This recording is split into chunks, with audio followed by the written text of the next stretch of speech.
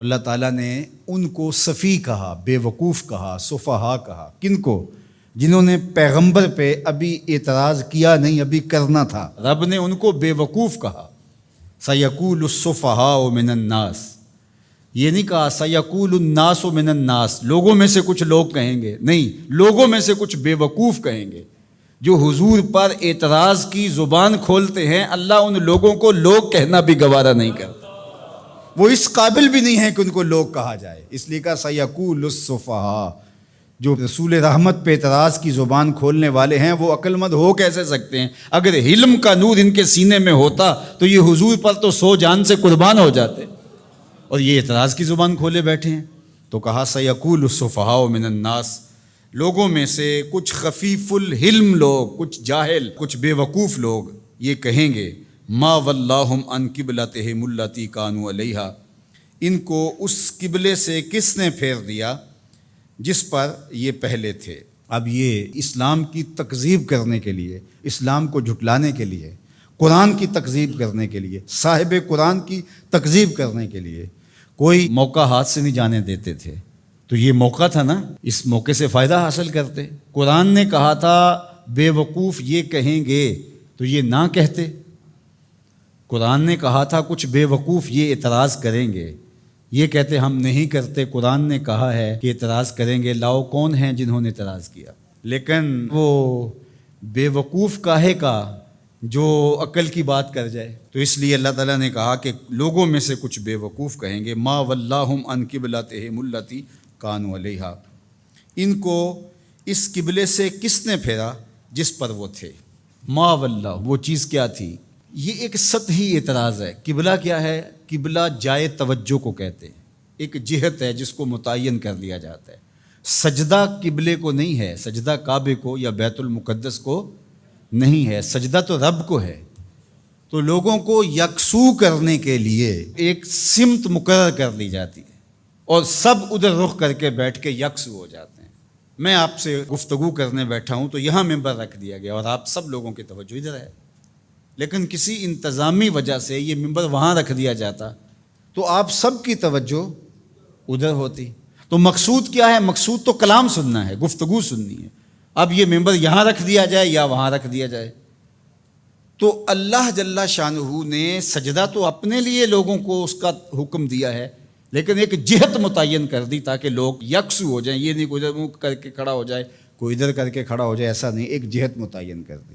تو جو سمجھدار ہے وہ تو اس پر اعتراض نہیں کر سکتا کہ ادھر منہ کیوں کیا اور ادھر کیوں کیا۔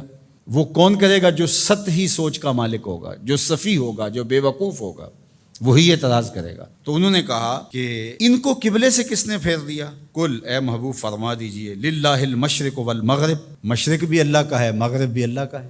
یہدی من یشاء الی صراط مستقیم، وہ جس کو چاہے سیدھی راہ کی طرف ہدایت عطا کر دے۔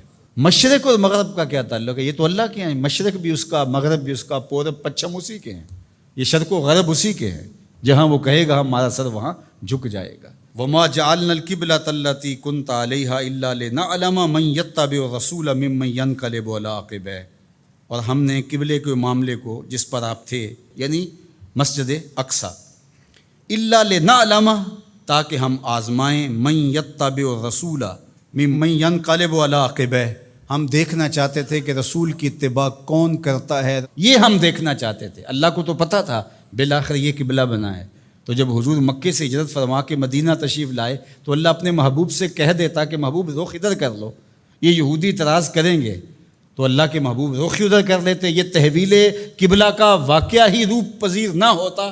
اللہ تعالیٰ فرماتا ہے یہ ہم نے اس لیے کیا کہ ذرا ادھر منہ کر کے کچھ عرصہ نماز پڑھ لیں، پھر دیکھیں رسول کے پیچھے یہ رخ پھیرتے ہیں یا نہیں پھیرتے، یہ قبلے کو مانتے ہیں یا رسول اللہ کو مانتے ہیں۔ یہ ہم دیکھنا چاہتے تھے، یہ ہم پرکھنا چاہتے تھے، یہ ہم آزمائش کرنا چاہتے تھے تمہاری۔ اللہ اکبر۔ اب دیکھو دوہری آزمائش تھی صحابہ کی، بالخصوص جو مہاجرین تھے، وہاں سے ہجرت کر کے مدینۃ المنورہ آئے تو وہاں کعبۃ اللہ سامنے ہوتا تھا نماز پڑھتے ہوئے۔ اب جہاں سے بندہ آیا ہو اس وطن معلوف کے ساتھ ایک الفت کا رشتہ ہوتا ہے، اس لیے اسے وطن معلوف کہتے ہیں۔ اب ان کا دل تو کرتا ہوگا ادھر رخ کریں، لیکن 16-17 ماہ ان کا امتحان لیا گیا ادھر پیٹھ کرو جدھر تمہارا جی چاہ رہا ہے۔ کیونکہ رسول کا رخ ادھر ہے، تمہارا رخ بھی ادھر ہونا چاہیے۔ اللہ اکبر۔ اب جب ادھر دل جمنے لگا اور بندہ مانوس ہو گیا اس قبلے سے، تو اب حکم ہوا نہیں، اب ادھر سے ادھر رخ پھیرو۔ پہلے ادھر منہ کرنا امتحان تھا، اب ادھر منہ پھیر کے رخ کرنا جو تھا وہ امتحان تھا۔ تو اللہ کہتا ہے ہم اس لیے یہ قبلے کے معاملے کو اس طرح بنایا ہے تاکہ ہم دیکھیں کہ کون جو ہے وہ قبلے کی اتباع کرتا ہے اور کون قبلہ نما کی اتباع کرتا ہے۔ ہم یہی دیکھنا چاہتے ہیں۔ یہ بہت بھاری کام تھا، لیکن جن کو اللہ نے ہدایت دی ان کے لیے مشکل نہیں ہے۔ قبلے سے پھر جانا، قبلے سے رخ پھیر کے دوسری جانب کر لینا، یہ کوئی اتنا آسان کام ہے؟